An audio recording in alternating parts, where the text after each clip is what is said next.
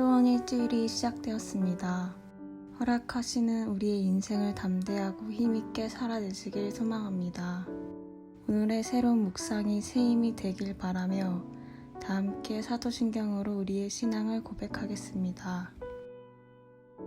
전능하사 천지를 만드신 하나님 아버지를 내가 믿사오며 그 외아들 우리 주 예수 그리스도를 믿사오니 이는 성령으로 잉태하사 동정녀 마리에게 나시고 본디오 빌라도에게 고난을 받으사 십자가에 못 박혀 죽으시고 장사한 지 사흘 만에 죽은 자 가운데서 다시 살아나시며 하늘에 오르사 전능하신 하나님 우편에 앉아 계시다가 저리로서 산 자와 죽은 자를 심판하러 오시리라.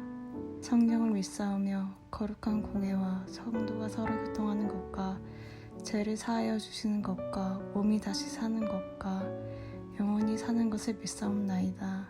아멘.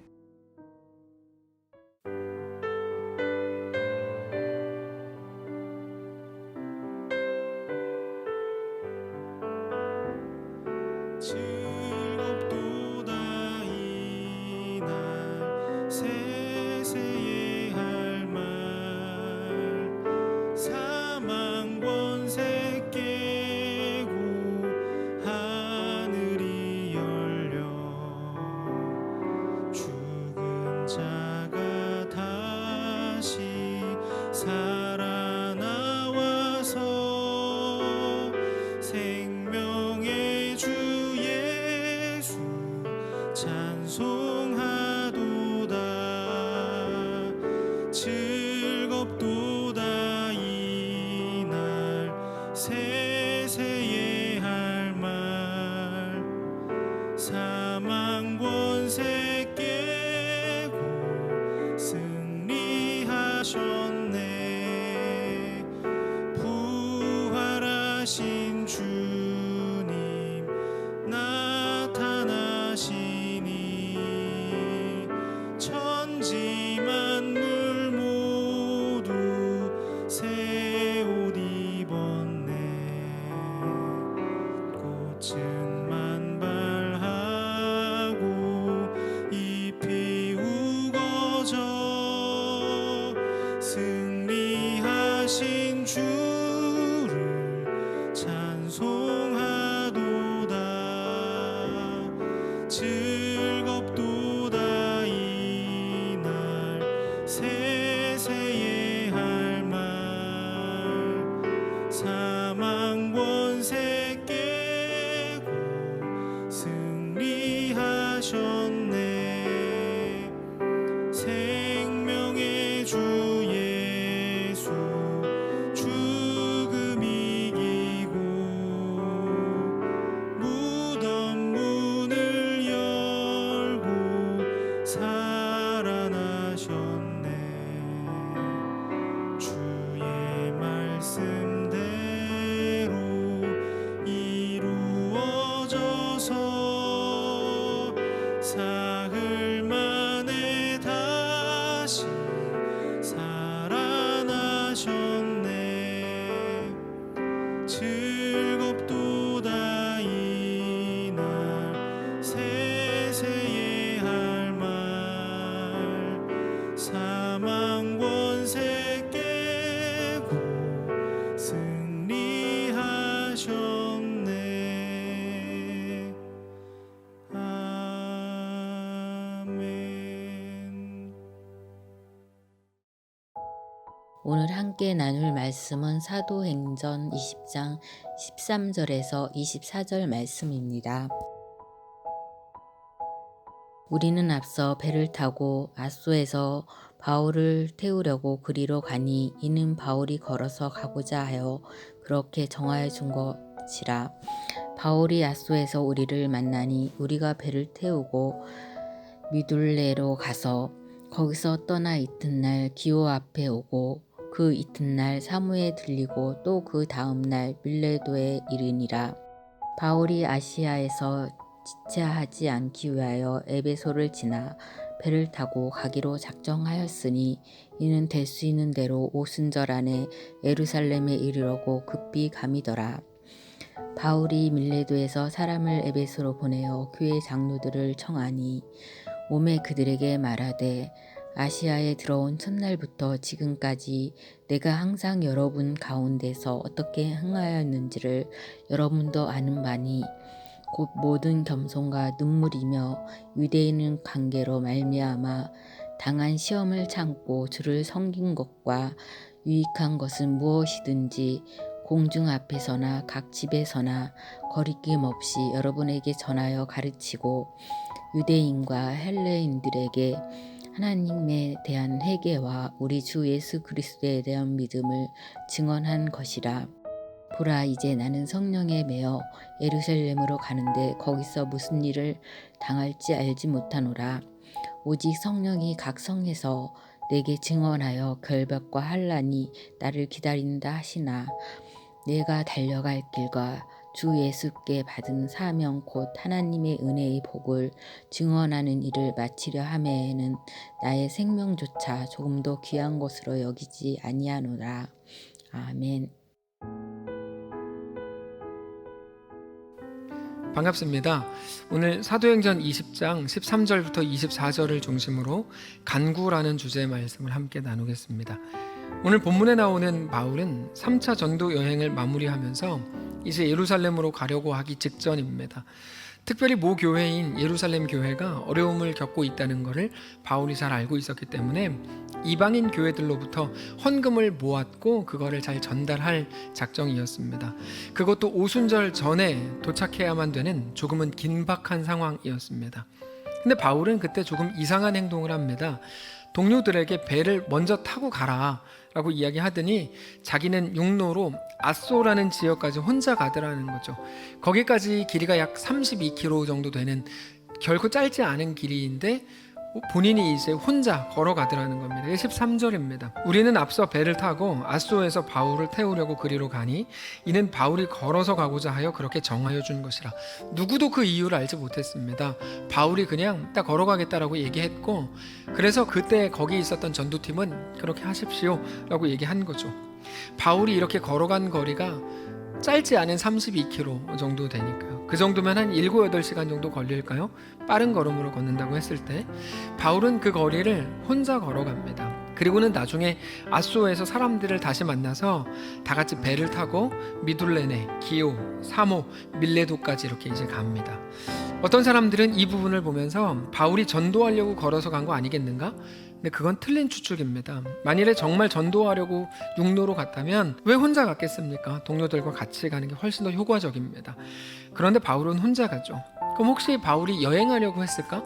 이렇게 보기도 힘듭니다. 왜냐하면 16절을 보면 예루살렘에 하루라도 빨리 가고 싶어하는 바울의 마음이 나오기 때문입니다. 그러니까 혼자 여행하려고 한 것도 아니고 전도하려고 한 것도 아닙니다. 안 그래도 시간이 없습니다. 그러면 바울은 왜 혼자 걸어갔을까? 안 그래도 시간이 없고 바빠 죽겠는데 왜 혼자 걸어서 갔을까? 우리는 그 이유를 22절, 24절을 통해 짐작할 수가 있습니다.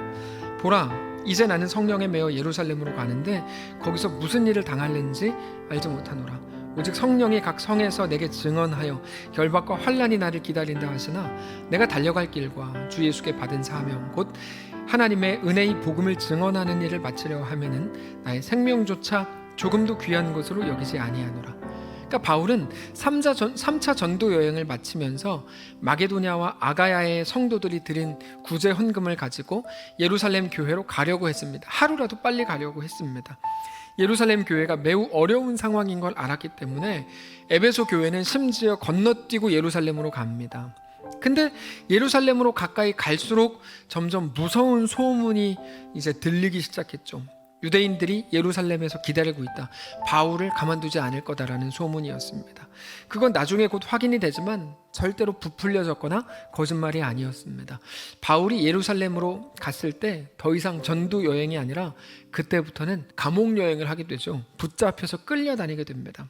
그러니까 바울이 예루살렘에 가까이 갈수록 그런 말을 점점 더 크게 들었을 텐데 공포를 넘어서서 이제 정말 마지막일지도 모르겠다는 실제적인 느낌을 가진 겁니다. 그러나 그게 성령의 이끄심이었기 때문에 피할 수도 없었습니다. 그러니까 꼭 가긴 갈 건데 무슨 일을 당할는지조차 모르는 큰 두려움이 있으니까 혼자만의 시간이 필요했던 겁니다. 거기까지 갈 힘과 용기가 필요했던 겁니다. 그래서 동료들을 먼저 보내놓고 그 길을 혼자 걷기로 한 겁니다. 그것은 예수님께서 십자가를 지시기 전에 겟셋마네 동산에서 기도하신 후에 말씀을 정하시고 십자가를 지러 산에서 내려가신 것과 완전히 똑같습니다. 바울의 오늘의 여정이 예수님의 여정과 너무 똑같은 겁니다. 근데 성경의 대부분의 인물들에게서 계속 나오는 여정도 그와 같습니다. 우리가 바울이라 그러면 어떻게 할 수 있을까요? 참모들을 모아서 혹은 동역자들을 모아서 회의할 수 있었겠죠. 야, 내가 이런 말을 들었다. 어떻게 하는 게 우리한테 더 유익하겠는가? 한번 말해봐라. 아니면 난 이번에는 예루살렘으로 안 가기로 했다. 내가 할 일이 많이 있다는 거 내가 알겠는데 이번엔 좀 다른 일을 한번 해보려고 한다. 바울은 이런 식으로 선택할 수 있는 여러 선택지들이 있었습니다. 근데 바울이 한 것은 그런 게 아니었죠. 사람들을 먼저 다 보내놓고 먼저 가 있으라 그러고 혼자 있겠다고 한 겁니다. 그 말은 주변의 소리들을 차단하고 혼자 그 길을 걸으면서 하나님과 대화하는 것을 선택했다는 것입니다.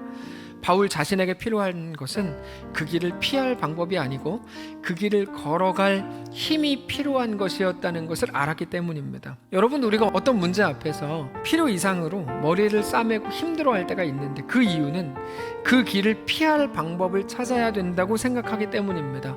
그러면 복잡해집니다. 근데 바울이 정말 가지려고 했던 건 피할 방법이 아니라 그 길을 걸어갈 힘이었습니다. 우리에게는 그 힘이 필요합니다. 여러 사람들도 내가 이런 일을 겪었는데요, 이것 때문에 이런 고민이 있고 이런 아픔이 있습니다. 그러면 막 울면서 대화를 합니다.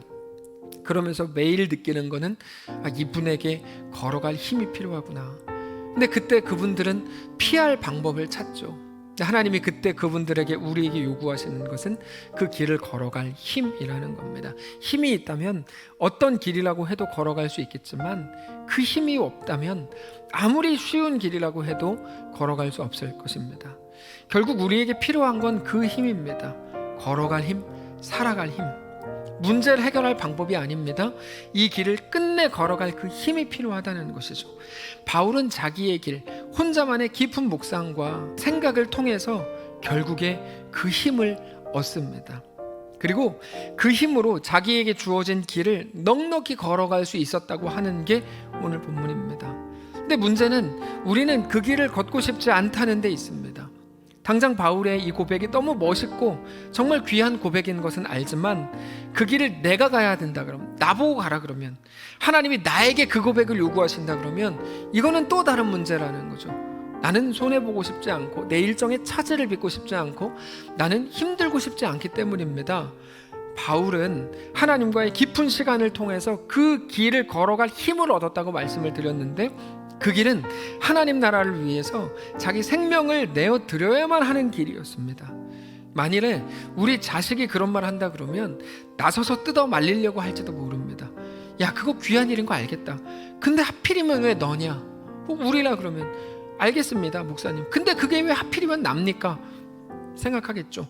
사람들의 시각이라는 게 이렇게 재밌습니다. 바울이니까 멋있는 거예요. 우리 가족이고 나라 그러면 다 뜯어 말릴지도 몰라요. 근데 그게 무슨 말인지 아십니까?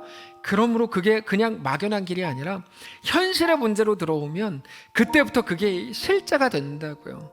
감성적인 게 아니라 실제로 현실이 됩니다. 자, 하나님 나라가 현실이 되고 실제로 다가온다는 게 그러면 무슨 말일까요? 하나님 나라를 위해서 자기 생명을 아끼지 않겠다는 것은 오직 예수 안에서만 복된 일이라는 말이기도 한 겁니다.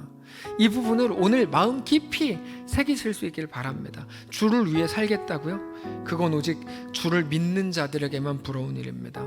막연할 때는 다 좋아 보이고 칭찬할 수 있습니다.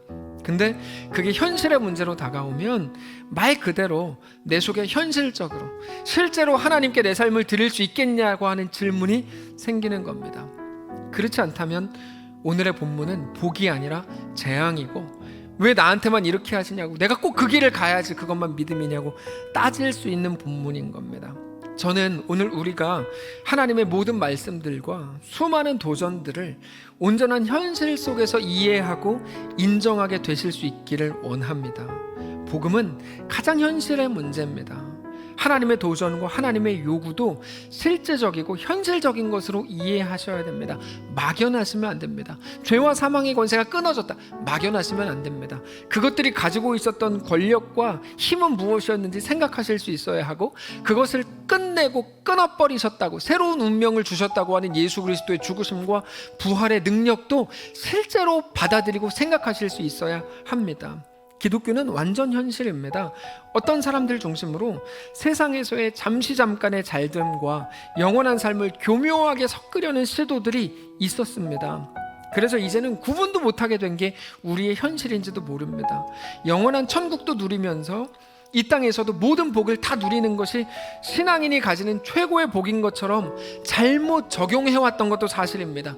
교묘한 시도고 못된 시도입니다. 그러나 우리가 고난주간 특별 예배를 통해 나누었듯이 성경은 우리에게 아주 분명하게 말씀하십니다. 우리에게 허락된 길은 십자가의 길이다. 그거 피하려고 하지 마라. 그 길 위에서는 우리 생명조차 귀한 것으로 여기지 말아야 된다. 그것이 그리스도인의 삶입니다.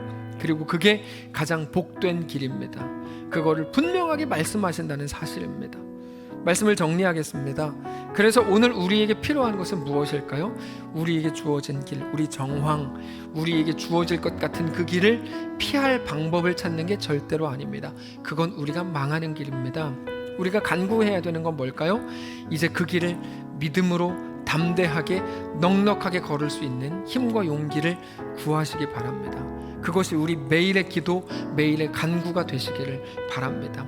코로나 속에서 믿음으로 이 길을 가게 하옵소서. 주님, 내 앞에 있는 저 사람들, 저 못된 사람들 없애주십시오가 아니고 그 속에서 넉넉히 그 길을 가게 해주십시오. 주님, 우리 남편은, 우리 부모님은 왜 예수를 안 믿어서 나한테 자꾸 저런 말들을 하는 겁니까? 빨리 예수를 믿게 해주십시오. 그게 아니고요. 주님, 그 속에서 내가 믿음으로 넉넉하게 이 길을 담대하게 걷게 해주십시오. 그러나 그분들도 예수 안에서 허락된 놀라운 복과 은혜, 구원을 누리게 하옵소서. 이게 맞는 기도인 것입니다. 오늘 이 말씀이 우리의 생각과 기도의 내용과 삶의 방식과 삶의 태도와 삶의 목적을 건드리는 말씀이 되기를 원합니다. 그래서 오직 하나님께 자신의 삶을 드리기로 결정한 사람들에게만 위로가 되는 말씀이라면 우리 모두에게 그 위로가 있게 되시기를 바랍니다. 내 생명조차 귀한 것으로 여기지 않습니다. 이 고백이 우리의 현실과 실제의 삶을 통해 고백되시기를 바랍니다. 마지막 시대 내 생명보다 더 귀하신 내 기쁨과 내 행복과 만족과 내 모든 내가 원했던 것들보다 더 귀한 진짜 생명, 진짜 행복, 진짜 명예를 아는 성도들이시기를 바랍니다. 우리 한번 잠깐 기도하겠습니다. 살아계신 하나님, 우리 앞에 있는 현실의 문제를 대할 때마다 우리는 가끔 겁이 납니다. 자주 무섭습니다. 상상으로 말로 신앙하는 거 너무 쉽고 할 수 있는데 우리 실제로 무언가 다가오면 너무 어렵습니다. 죽음의 길이 내 앞에 있을 때 당황이 됩니다.